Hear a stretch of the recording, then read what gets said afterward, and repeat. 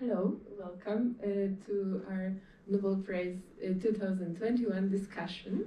I'm really glad that you decided to spend this evening with us because we'll discuss one of the big yearly events in science, and this year it was in the subject of neuroscience, and I just wanted to do a very quick introduction to put you all in context. What are we discussing? These are just the information that were on the official announcement of the Nobel Committee. I don't know if you all saw it. You didn't have to. So I'll just sum it up really quickly. The laureates were David Julius, who was born in 1955 in New York, and he's currently the professor in California.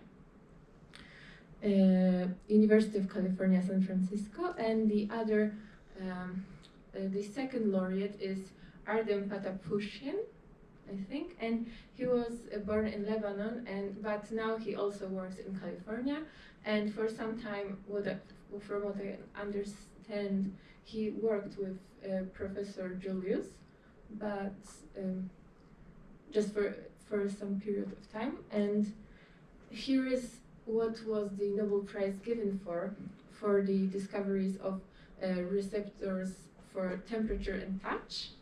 And the important question that got its answer was how are temperature and mechanical stimuli converted into electrical impulses in the nervous system. So it was not, the whole sensation of touch, but just the basic first step that was previously unknown to science. And here is just a quick sum up who worked on what, because it was basically given for those three groups of receptors that we will hear more in a minute. And they work together on this TRPM8 mental receptor, and Professor Julius worked on the TRPV1 capsaicin and heat receptor, and Professor Patapushian on the piezo receptors. And that's the end from me. And where? Okay. I would like to take this moment to introduce our guests, their special guests here. Professor Tomasz Wierzba from the Department of Physiology, and Kamil Kowalczyk, a medical doctor from the Neurology Department. We are really happy and honored that you accepted our invitation, and I think happy to listen now. So thank you very much. So thanks very much for the invitation.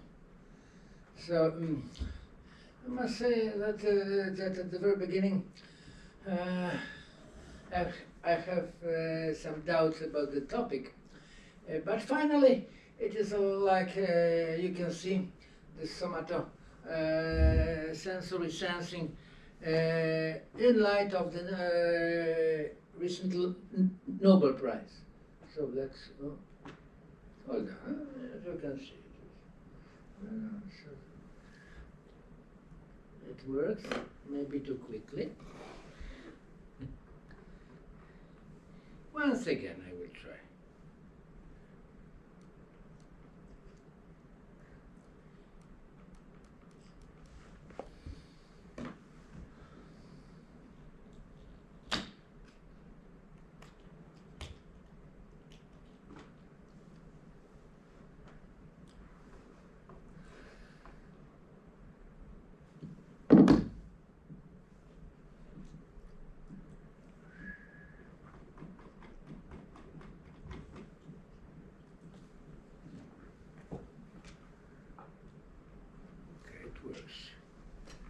It works, however, too quick. Once again. If this is so, I will change my device. No, it works on, it has their own life.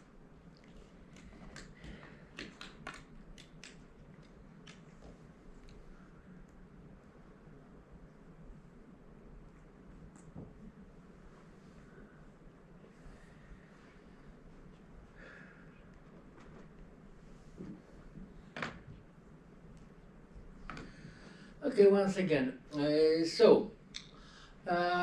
start from the beginning. What you've got in here, the surface sensing modality. There are receptors and what we can see here: pain, cold, touch, temperature, and pain. They are most important modalities in here.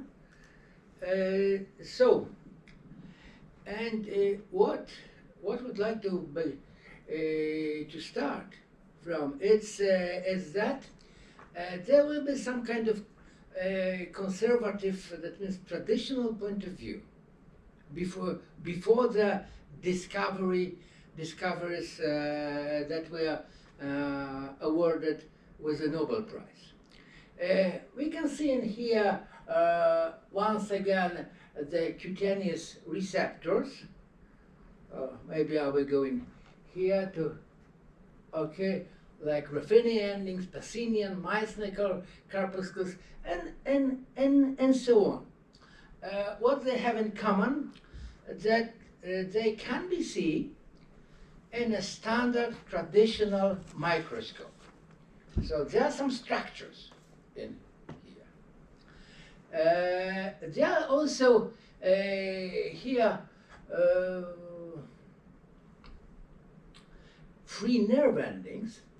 That means the terminals without any specific structure at the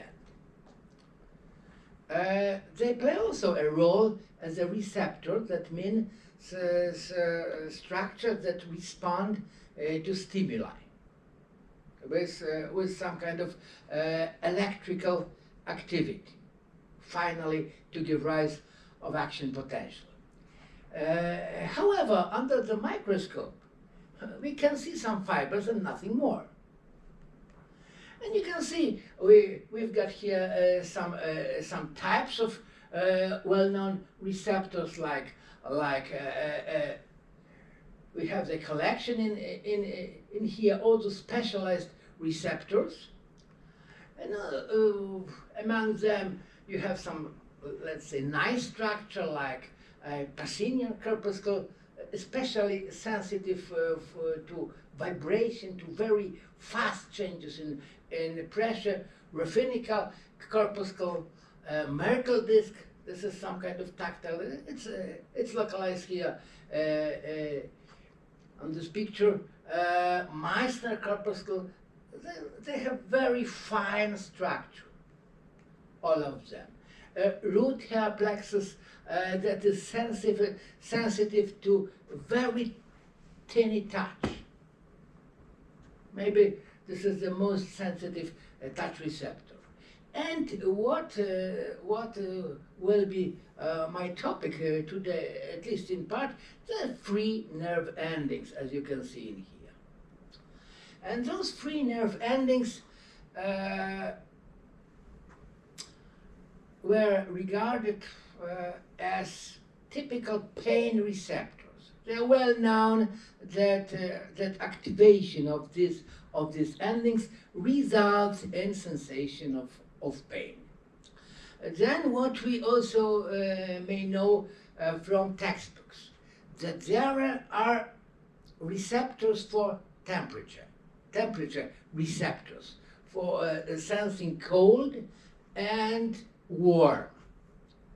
And here there is some kind of problem, because in this textbook's term, nobody could see them. Because in fact, the temperature is sensed by this free nerve endings.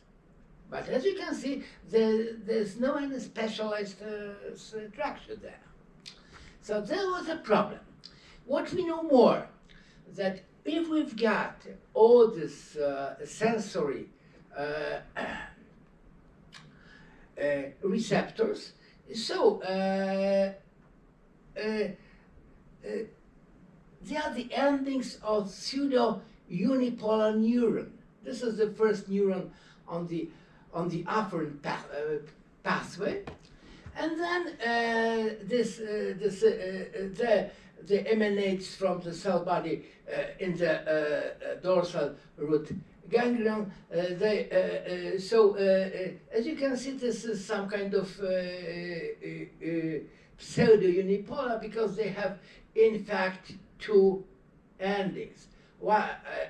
So one going to the skin on other organ, and the second to the central nervous system, to the dorsal horn of the spinal cord, and then to brainstem, thalamus, and brain cortex, and other brain structure, which you can see in here.